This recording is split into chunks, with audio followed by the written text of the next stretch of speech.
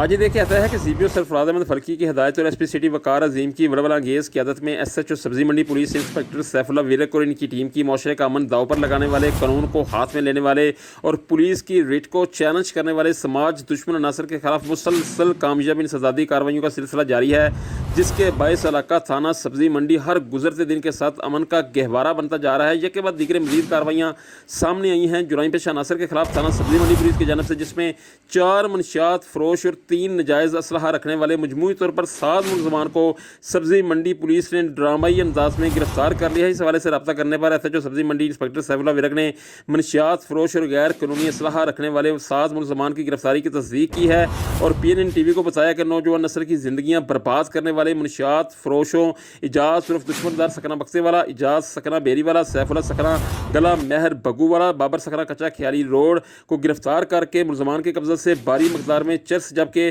عبدالرزاق سکنہ ہنگو، سائم سکنہ نوشہرہ ورکاں اور ساجد سکنہ گلزار کالونی کو حراست میں لے کر ان کے قبضہ سے غیر قانونی اسلحہ برآمد کر لیا گیا ہے اور ملزمان کے خلاف مقدمات درج کر لیے گئے ہیں۔ دوسری جانب علاقہ تھانہ سبزی منڈی میں جرائم اور جرائم پیشہ عناصر کے خاتمہ کے لیے مسلسل اور کامیاب سر توڑ کاوشوں پر علاقہ موجودین نے سبزی منڈی پولیس خصوصاً ایس ایچ او سبزی منڈی انسپکٹر سیف اللہ ویرک کو بھرپور خراج تحسین پیش کیا ہے اور ان کی مزید کامیابیوں کے لیے اپنی نیک تمناؤں کا اظہار کیا ہے۔